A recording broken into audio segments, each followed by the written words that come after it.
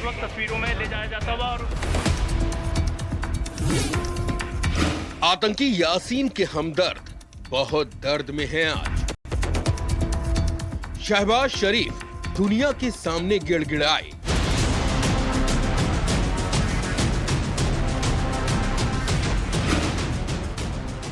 Imran long मार्च से पहले तिल मिलाए।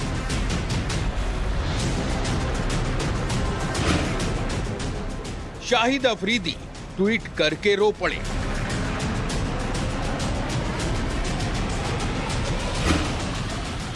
बिलावल भुट्टो बिलबिला ही उठे।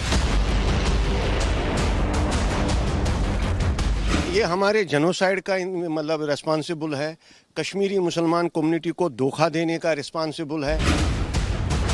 महबूबा तो धमकी पर उतर आए। मैं तो समझती हूँ कि ये जो इनकी मस्कुलर पॉलिसी है गवर्नमेंट ऑफ इंडिया की, इसके नतायज अच्छे नहीं होंगे, बल्कि इससे हालात जो है दिन ब दिन खराब होते जा रहे हैं। हाफिज सईद से लेकर मसूद अजहर तक। उग्रवाद को बढ़ावा देने वाला यासीन मलिक है। 32 साल की ठोकरें खाने वाला कश्मीरी पंडित यार दर दर की ठोकरें खा रहा है, उसका जिम्मेवार कौन है? हत्यारे यासीन के लिए सभी हमदर्द बेचैन दिखे।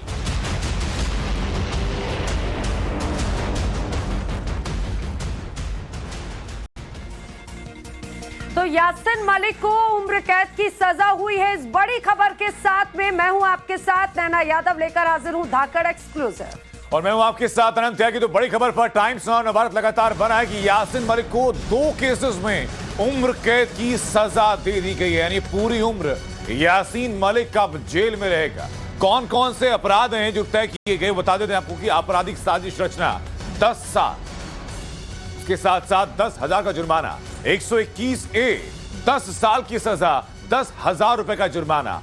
13 यूएपीए की धारा 13 कहती है कि 5 साल की सजा, यूएपीए की धारा 15 कहती है उसके मुताबिक 10 साल की सजा मुकर्रर की गई है यासीन मलिक के लिए। जी हां, और इसके साथ ही यूएपीए के तहत 17 यूएपीए के तहत उम्र कैद की सजा और 10 लाख रुपए जुर्माना।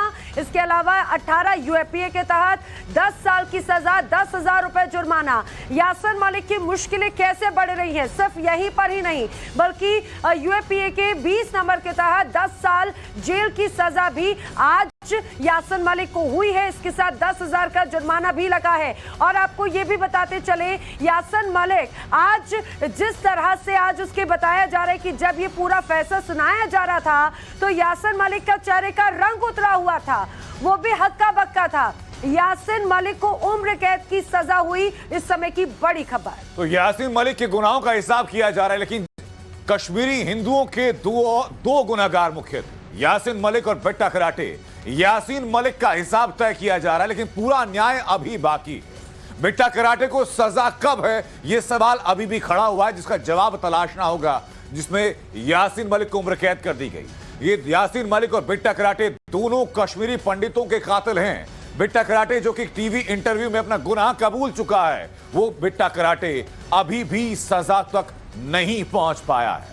जी हां, यासीन मलिक 2019 से सलाखों के पीछे है, लेकिन अभी भी हिसाब पूरा नहीं हुआ, उम्र कैद हुई। लेकिन अगर बात की जाए कश्मीरी पंडितों की, तो अभी भी वो फांसी की मांग कर रहे हैं। अभी भी उनको लगता है कि जिस तरह से जो हालात जम्मू कश्मीर में बनाए, कश्मीरी पंडितों का नरसंहार हो या फिर घाटी में आतंकी गतिविधियों को बढ़ावा देने वाला यासीन मलिक, आखिरकार अब उसे उम्र कैद की सजा हुई, लेकिन अभी भी इंतजार यही किया जा रहा है कि आखिर बेट्टा कराटे पर कब कार्रवाई होगी। हमारे साथ गौरव श्रीवास्तव लगातार हमारे साथ बने हुए, जो कि कोर्ट रूम से लगातार रिपोर्ट कर रहे थे। गौरव, दर्शकों को जरा जल्दी से बता दी किन किन धाराओं में ये आरोप तय किए गए और किन किन धाराओं में क्या क्या सजा मुकर्रर की गई है। बिल्कुल, देखिए हम अपने दर्शकों के लिए दोबारा से बता दें कि यासीन मलिक के खिलाफ जो है वो आईपीसी का सेक्शन 120 भी, जिसमें 10 साल की सजा हुई है, 121 जिसमें उम्र कैद की सजा हुई है, 121 जिसमें 10 साल की सजा, और इसके अलावा यूएपीए की धारा 13, 15, 17, 18, 20 और 38, जिसमें से 17 में जो है उसे उम्र कैद दी गई है और टोटल 10,75,000 रुपए का जुर्म यासीन मलिक पर लगाया गया है और अभी वो कोर्ट रूम में उसे सर्टिफाइड कॉपी जो है यहाँ पर सौंपी जा रही है। किसी भी वक्त जो है कोर्ट रूम से बाहर निकालकर उसे लॉकअप में ले जाया जाएगा और उसके बाद बख्तरबंद गाड़ियों से उसे तिहाड़ ले जाया जाएगा और कोर्ट रूम के बाहर ही हम मौजूद है, जहां पर किसी भी वक्त अब यासीन मलिक को बाहर निकाला जा सकता है। जी गौरव, फिलहाल यही है कि यासीन मलिक को बाहर ले जाया जा रहा है यहाँ से। ठीक है गौरव, आप भी बने रहिए और इस समय कोर्ट परिसर से ही हमारे साथी अनुज मिश्रा भी जुड़ रहे हैं। अनुज, वहां की तस्वीर भी दिखाइए, हलचल किस तरह की है, क्योंकि बताया जा रहा है कड़ी सुरक्षा के बीच में उम्र कैद की सजा पाने वाले यासीन मलिक को ले जाया जाएगा। और जरा ये भी बताइए कि आज जब ये फैसला सुनाया जा रहा था तब यासीन मलिक का क्या रिएक्शन था?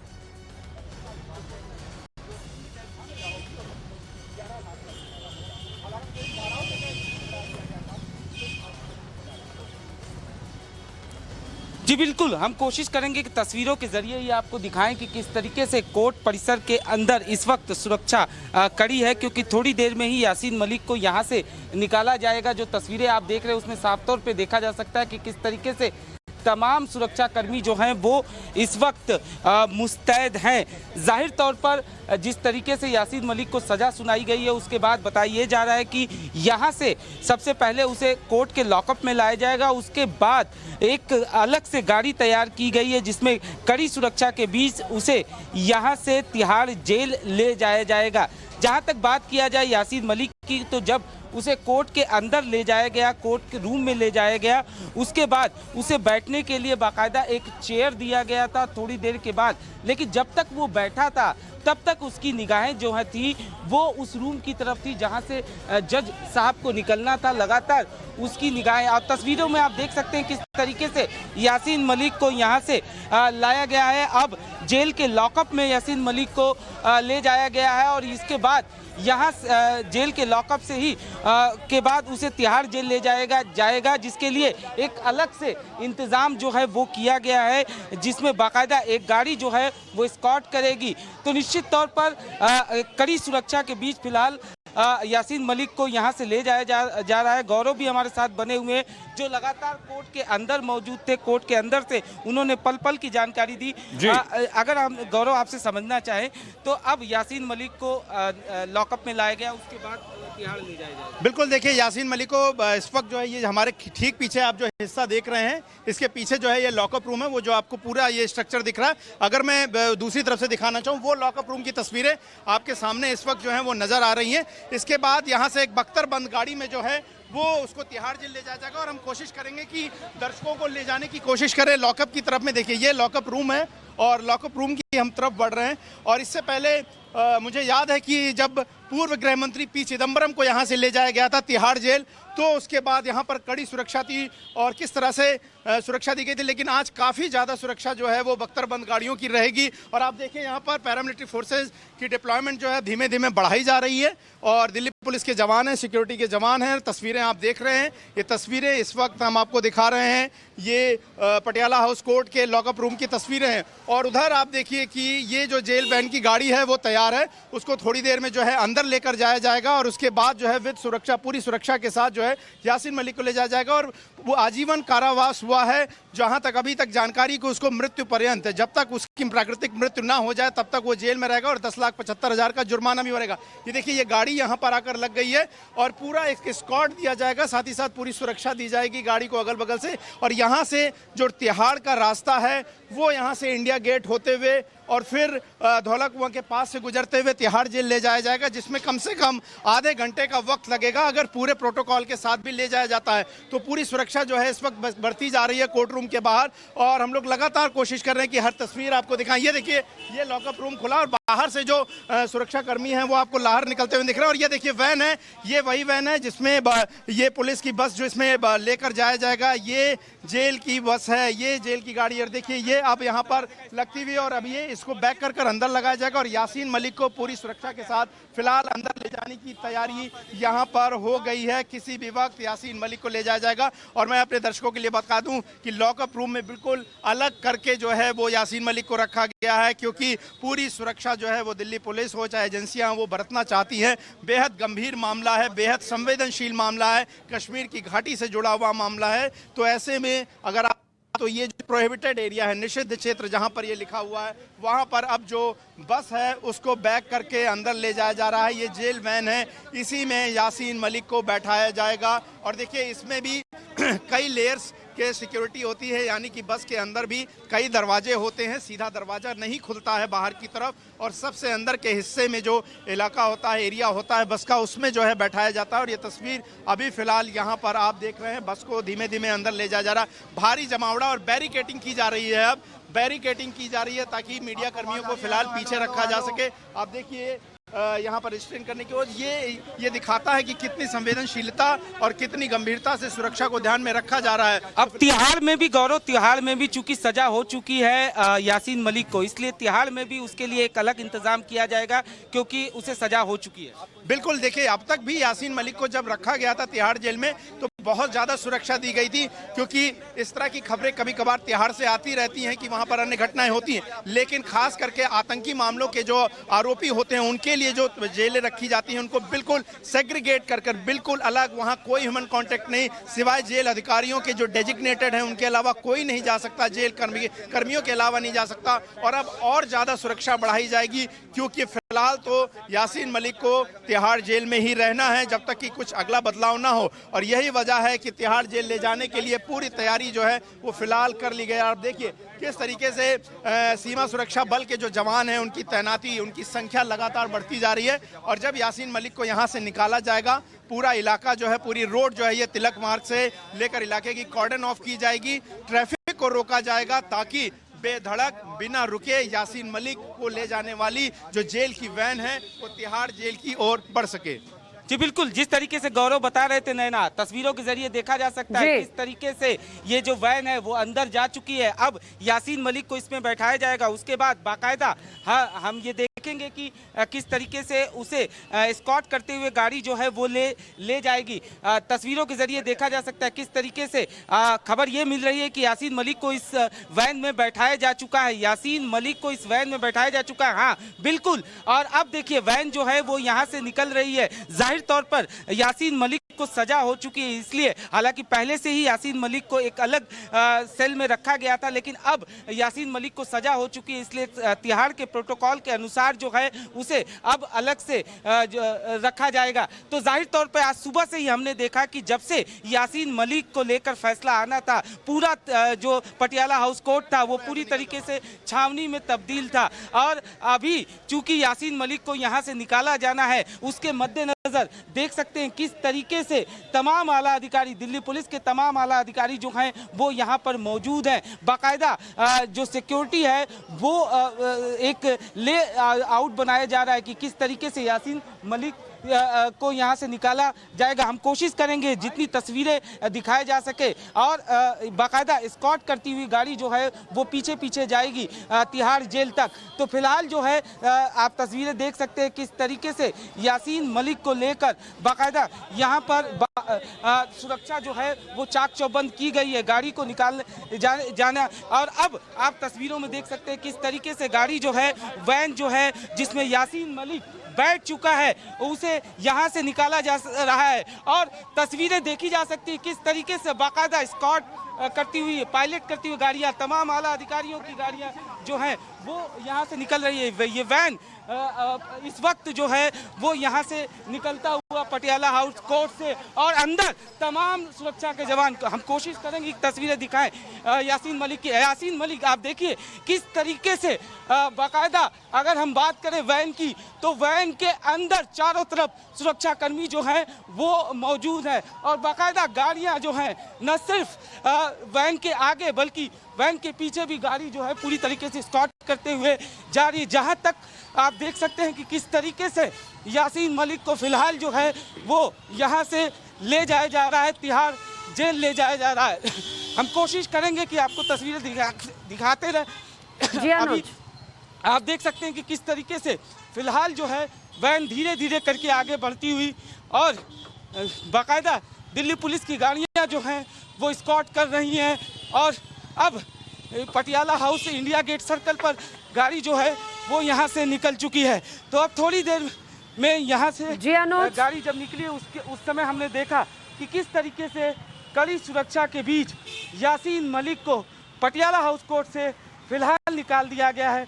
अब यासीन मलिक को तिहाड़ जेल ले जाया जा रहा है। बिल्कुल बड़ी तस्वीर लगातार टाइम्स ऑफ भारत अपने दर्शकों को दिखा रहा है। गौरव और अनुज, जिस तरह से यहाँ की तस्वीर दिखाई, अब उम्र कैद की सजा सुनाए जाने के बाद में अब यासीन मलिक को तिहाड़ जेल लेकर जाया जा रहा है पूरी सिक्योरिटी के साथ। लगभग आधे घंटे का वक्त लगेगा अनंत, जब इस पटियाला कोर्ट से लेकर, पटियाला हाउस कोर्ट से लेकर इस आतंकी यासीन मलिक को तिहाड़ जेल ले जाया जाएगा। बिल्कुल, अब तिहाड़ की अंधेरी कोठरी में यासीन मलिक की बाकी की जिंदगी गुजरने वाली, और कुछ और केसेस अभी हैं जिन पर की यासीन की गुनाहों का हिसाब किताब होना है। बहुत बहुत शुक्रिया अनुज और गौरव, आप दोनों का हम तो जुड़ने के लिए। तो ये तस्वीरें उस वक्त की दिखा रहे हैं आपको, ये ताजा तस्वीरें, लाइव तस्वीरें, कि जैसे ही पटियाला हाउस कोर्ट से लेकर के यासीन मलिक को ले जाया गया, हमारे सहयोगी अनुज ने आपको सारी तस्वीरें दिखाई कि कैसे कोर्ट रूम से बाहर ले जाकर के उसको लॉकअप रूम तक लाया गया। बाहर एक बख्तरबंद गाड़ी खड़ी हुई थी, काले रंग की, जिसे छनती हुई जो रोशनी वहां से आ रही थी, ठीक उतनी ही रोशनी अब अपनी बाकी जिंदगी यासीन मलिक देख पाएगा छोटी छोटी खिड़कियों के रास्ते से। ये तस्वीरें सीधे अब से बमुश्किल 15 से 20 मिनट के अंदर यासीन मलिक तिहाड़ जेल पहुंच जाएगा, जहां तय हुई सजा के मुताबिक काली कोठरी के अंदर उसको रखा जाएगा। बिल्कुल, और आजीवन कारावास अब यासीन मलिक को हुआ, और शायद यही वजह है कि पाकिस्तान में जरूर ये इस पूरी, एक तरफ जब सजा सुनाई जा रही थी तो पाकिस्तान में जरूर एक दर्द उठ रहा था। वहां पर पाकिस्तान में यासीन मलिक को लेकर हमदर्दी किस तरह से दिखाई जा रही थी, एक रिपोर्ट आपको दिखाते हैं। पाकिस्तान के पीएम शहबाज शरीफ, पाकिस्तान के विदेश मंत्री बिलावल भुट्टो, पाकिस्तान के पूर्व पीएम इमरान खान, पाकिस्तान के जाने माने पत्रकार हामिद मीर, पाकिस्तान के पूर्व क्रिकेटर शाहिद अफरीदी, पाकिस्तान में लश्कर का मुखिया हाफिज सईद और कश्मीर में पाकिस्तान का राग अलापने वाली महबूबा मुफ्ती। ये सब के सब कश्मीरी पंडितों के कातिल 1990 में कश्मीर में हुए नरसंहार के मास्टरमाइंड आतंकी यासीन मलिक के हमदर्द हैं। और जैसे ही टेरर फंडिंग मामले में दोषी यासीन मलिक को दिल्ली की पटियाला हाउस कोर्ट ने सजा सुनाई, ये सारे हमदर्द लाइन से बिलबिलाने लगे, रोने लगे, मातम मनाने लगे। पीडीपी अध्यक्ष महबूबा मुफ्ती ने इसी बहाने मुस्लिम कार्ड खेला।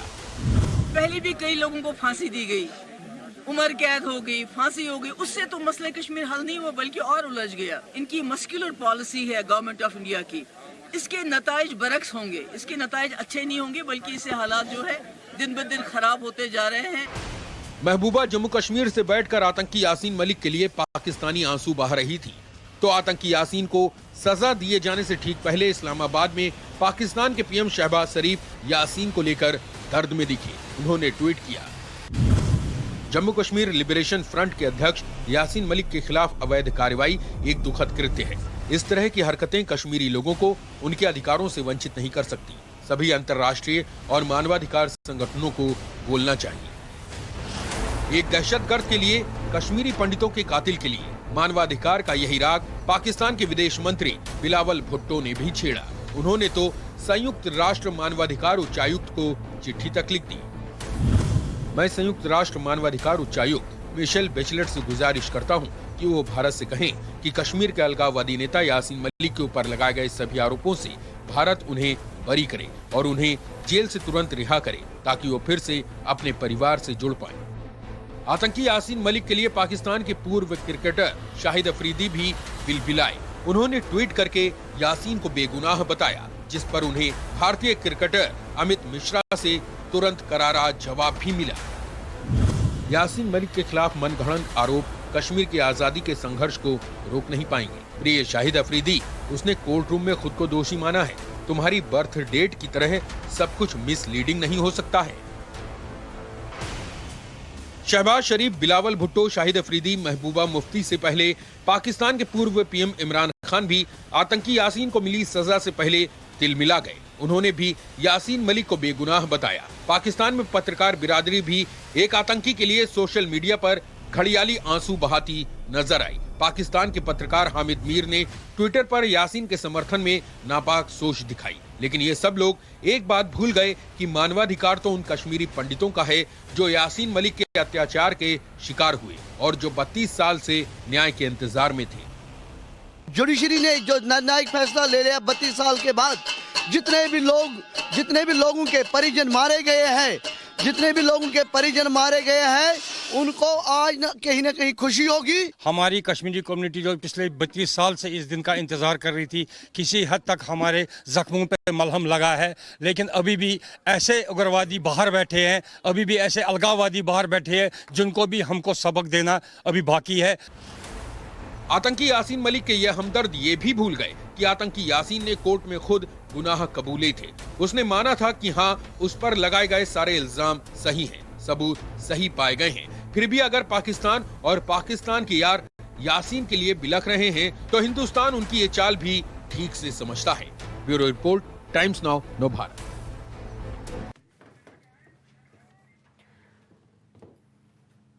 तो कश्मीरी पंडितों के कातिल यासीन मलिक के हमदर्द आज बेहद बेचैन भी। लेकिन सबसे पहले आपको बता देते जो आपके लिए जाना जरूरी कि यासीन मलिक को जो सजा हुई वो सजा क्या क्या हुई है। धारा 120B में 10 साल की सजा मुकर्रर की गई यासीन मलिक के लिए। जी हां, धारा 121A के तहत 10 साल की सजा यासीन मलिक को हुई। 13 UAPA के तहत 5 साल की सजा यासीन मलिक को हुई है। इसके अलावा 15 UAPA 10 साल की सजा। UAPA की अलग अलग धाराओं में अलग अलग सजा मुकर्रर की गई। UAPA की 17 धारा में उम्र कैद की सजा दी गई है। उसके अलावा जुर्माना लगाया गया। धारा 18 में 10 साल की सजा, उसके अलावा जुर्माना लगाया गया। UAPA की 20 साल की सजा, उसके अलावा जुर्माना लगाया गया। ये सिर्फ 2 केस हैं जिनमें अलग अलग बिंदुओं पर सजा मुकर्रर की गई है। और इस समय हमारे साथ में कश्मीर सोसाइटी के चेयरपर्सन फारूक शाह साहब इस समय हमारे साथ में मौजूद है। शाह साहब, यासीन मलिक को उम्र कैद की सजा हुई, क्या कहेंगे?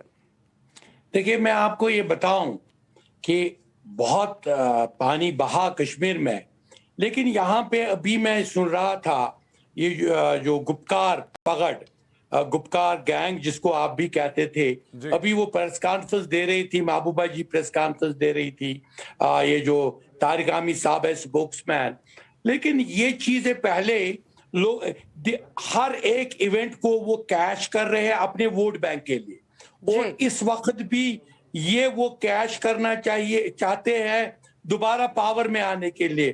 पहले उनसे भी ये सवाल किया जाए, जब मकबूल भट्ट को यहाँ पे लाया गया तो क्या उन्होंने उसको नहीं बोला, उनके जनरल सेक्रेटरी ने, कि हमने उसको मुजाहिद मंजिल में ट्रेन किया?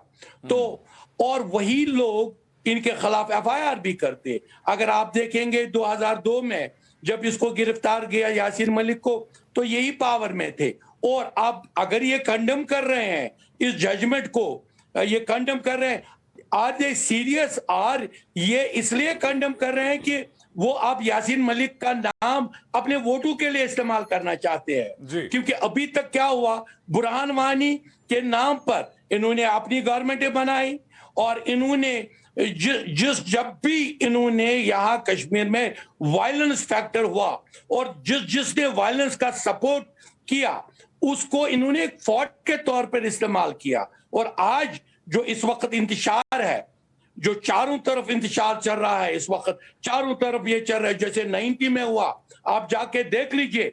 90 में पॉलिटिकल कार्डर सड़कों पे था, वो पॉलिटिकल कार्डर ये दे रहा था। बेशक आपकी बात बिल्कुल सही है फारूक शाह साहब की, इन लोगों ने आतंकवाद को और यासीन मलिक जैसे लोगों ने आम युवाओं को एक वोट बैंक के तौर पर इस्तेमाल किया घाटी के अंदर अशांति फैलाने को। और यासीन मलिक का जब गुनाह तय करके सजा मुकर्रर कर दी गई तो वही लोग सबसे ज्यादा तकलीफ में हैं।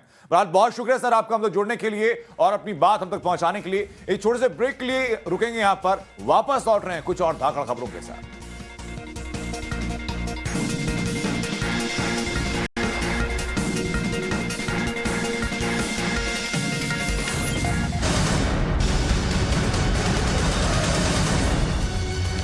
और इस बीच बड़ी खबर यह कि दिल्ली में आतंकी हमले का अलर्ट जारी कर दिया गया है। यासीन मलिक को जो सजा मुकर्रर की गई उसको लेकर के यह अलर्ट जारी किया। एजेंसीज को 6 से 7 संवेदनशील अलर्ट मिले हैं। जी हां, आप बताते चले कि अब से कुछ देर पहले ही यासीन मलिक को उम्र कैद की सजा सुनाई गई है। वहीं इसके बाद से ही अब दिल्ली एनसीआर में सुरक्षा बढ़ा दी गई है।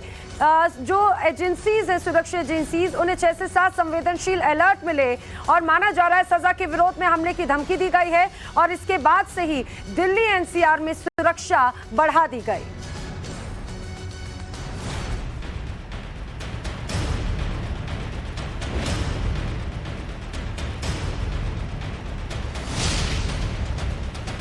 अरे बाबरी मस्जिद चले गई तो क्या ज्ञान वापी भी जाने देंगे आप?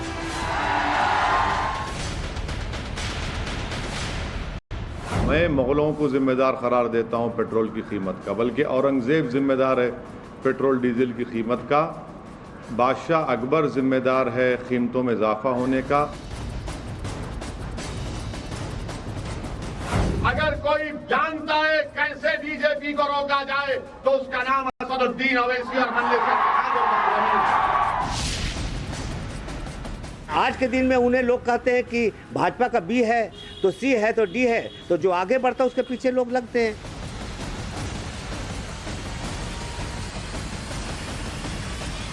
मुसलमान इश्यूज पे, मुसलमानों के इश्यूज पे आवाज भी उठाते हैं, लेकिन वो मुसलमानों के लीडर या ठेकेदार नहीं हो सकते।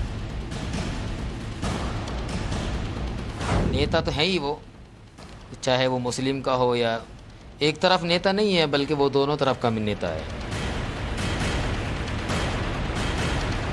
हमको तो लगता ही नहीं है कि वो किधर से हैं, पता ही नहीं चलता है, समझा? इसलिए हम लोग को उन पर भरोसा नहीं है। बहुत बड़े ढोंगी और फरेबी इंसान है असदुद्दीन ओवैसी। आज की तारीख में देश में चर्चा एक और जहां ज्ञानवापी की हो रही है, तो वहीं हर किसी की जुबान पर औरंगजेब का भी नाम है। ज्ञानवापी और औरंगजेब को लेकर सियासी तवा जमकर गर्म नजर आता है और उसी पर कुछ लोग अपनी सियासी रोटियां सेकने की कोशिश कर रहे हैं, खासकर हैदराबाद वाले भाईजान। खलबली कुछ ज्यादा और सवाल यह भी कि क्या ओवैसी कुछ को छोटा जिन्ना साबित करने की कोशिश कर रहे हैं क्या? इसी बड़े सवाल के साथ इस स्पेशल रिपोर्ट में जवाब तलाशने की कोशिश की गई। देखिए जरा।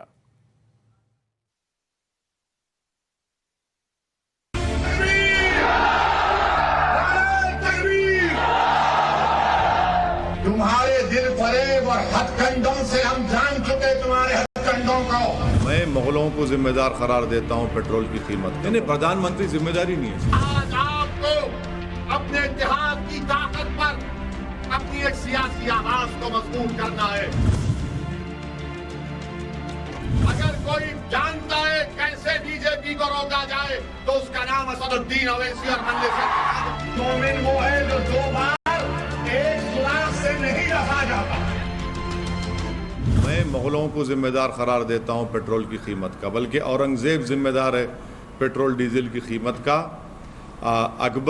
बादशाह अकबर जिम्मेदार है कीमतों में इजाफा होने का और शाहजहां जिम्मेदार है नौजवानों में बेरोजगारी का। इसको मानता हूं। प्रधानमंत्री जिम्मेदारी नहीं है इसकी, मुगल जिम्मेदार।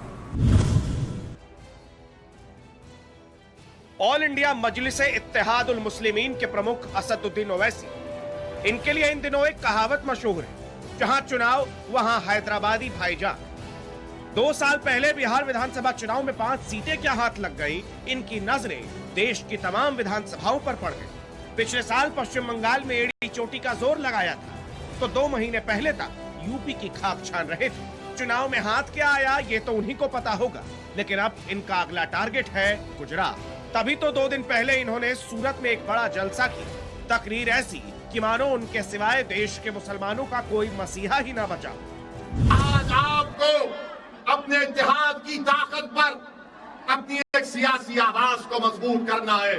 छोड़ दीजिए उन कांग्रेस पार्टी को जो अनकरीब में कांग्रेस पार्टी भारत से के सफ़े हस्ती से खत्म होने जा रही है इंशाअल्लाह ताला। कांग्रेस पार्टी नहीं मुकाबला कर सकती बीजेपी और मोदी का। अगर कोई जानता है कैसे बीजेपी को रोका जाए तो उसका नाम असदुद्दीन ओवैसी और मल्लिक। जनता अब तक ये जानती थी कि बैरिस्टर असदुद्दीन ओवैसी कानून और संविधान के बड़े जानकार हैं, लेकिन सूरत की रैली में इन्होंने इतिहास पर ज्ञान देना शुरू कर दिया। हिंदुस्तान में कौन कब आया, कितने साल पहले आया, जुबानी सुना और लगे हाथों बात सम्राट अशोक और पुष्यमित्र की भी छेड़ दी। भारत कैसे बना? 50,000 साल पहले अफ्रीका से लोग भारत को आए थे। कितने साल पहले? 50,000 साल पहले। 40,000 साल पहले ईरान से किसान आए थे। 30,000 साल पहले स्टीप से लोग आए थे, स्टेप से लोग आए थे। इसके बाद लोग आते गए तो भारत बना। मगर बीजेपी को अगर कोई नजर नहीं आता, खाली मुगल नजर आता है इनको। बादशाह अशोका ने हजारों लोगों का कत्ल किया। बोलो आरएसएस वालों, अशोका के बारे में तुम्हारी राय क्या है? क्या यह बात सच नहीं है कि पुष्यमित्रा ने बुद्धों की मंदिरों को तोड़ा? इसकी बात क्यों नहीं करते बीजेपी और संघ परिवार के लोग? मगर बोलेंगे नहीं, ताजमहल के नीचे जाकर देखेंगे। ताजमहल के नीचे क्या मिलेगा आपको? नहीं, हम खोद के देखेंगे क्या मिलेगा। तो क्या मैं भी खड़े होकर कह दूं कि देश के प्रधानमंत्री मोदी जिस घर में रहते हैं उसके नीचे भी मस्जिद है, खोदी जाए? जनवरी फरवरी में कर्नाटक का हिजाब विवाद आपको याद होगा। उडुपी के छोटे शहर से उठा ये मुद्दा देश की सबसे बड़ी अदालत के चौखट तक पहुंच गया था। विवाद को बवंडर बनाने में ओवैसी साहब के इस बयान ने आग में घी का काम किया था। और हम अपनी बेटियों को इंशाअल्लाह ताला, अगर वो ये फैसला करती है कि अब्बा अम्मी मैं हिजाब पहनूंगी, तो अब्बा अम्मी पहने बोलेंगे बेटा पहन, तुझे कौन रोकता, हम देखेंगे इंशाअल्लाह। हिजाब निकाब पहनेंगे, कॉलेज को जाएंगे, डॉक्टर भी बनेंगे, कलेक्टर भी बनेंगे, एसडीएम भी बनेंगे, बिजनेसमैन भी बनेंगे। और एक दिन याद रखना तुम कांड की जनता, शायद मैं जिंदा नहीं रहूंगा, तुम देखना एक दिन इस देश की प्रधानमंत्री एक बच्ची हिजाब पहन के प्रधानमंत्री बनेगी। सवाल है कि ओवैसी आखिर किसके लिए इस तरह की बयानबाजी करते हैं? ये समझने के लिए टाइम्स नाउ भारत ने देश के अलग अलग हिस्सों के मुसलमानों से इस पर सीधे बात की। डायरेक्ट सवाल था कि क्या ओवैसी देश के मुसलमानों के रहनुमा है? मुंबई की कबीर फातिमा ने जो कुछ भी कहा उसे सुनकर आपको हैरानी होगी। उन्होंने कभी अमन वाली बात ही नहीं की। हमेशा ऐसा लगा कि वो किसी और की तरफ से बात कर रहे हैं, लड़ा रहे हैं, झगड़े की तरफ उनका दिमाग है। बाकी तो उनकी तरफ हमारा कोई ऐसा ख्याल नहीं है कि हम उनकी बात माने।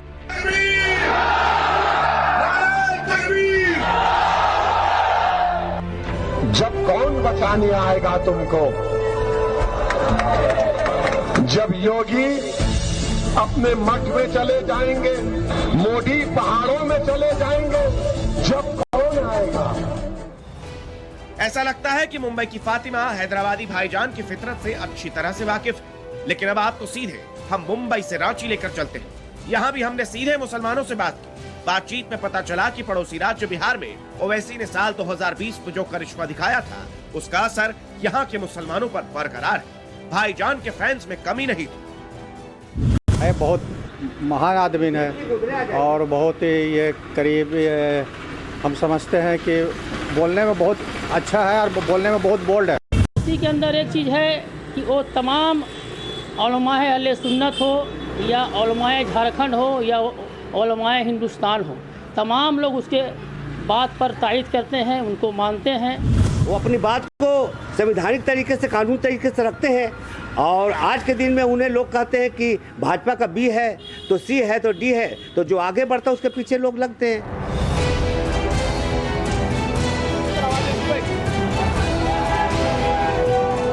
तैयार है कहीं भी इलेक्शन लड़ने का?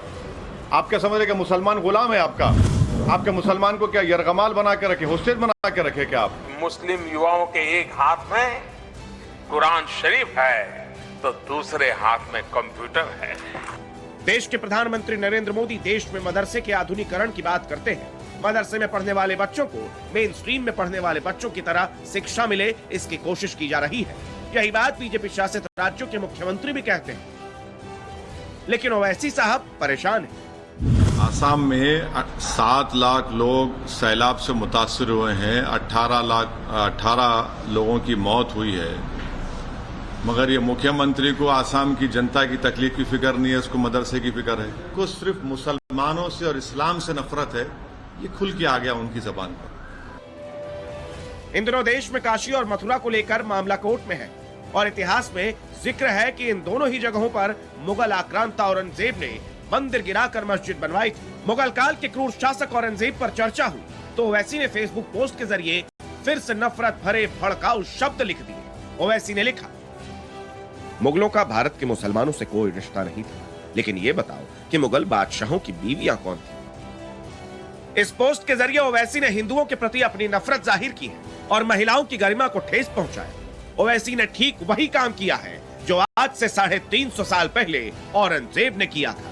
बस फर्क इतना है कि औरंगजेब ने मंदिर तोड़े थे और ओवैसी ने मर्यादा की सीमा तोड़ने की कोशिश की। बीजेपी नेता और मध्य प्रदेश के गृह मंत्री नरोत्तम मिश्रा ने ओवैसी की तुलना भस्मासुर से कर दी। दरअसल मुसलमानों के भस्मासुर हैं ये ओवैसी। पहले खाई डाल दी,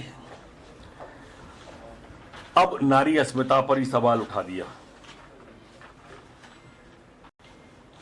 इसमें अपना सम्मान समझते हैं, नारी की अपमान में वो। और ब्रेक के लिए आप बने रहिए टाइम्स नाउ भारत के साथ।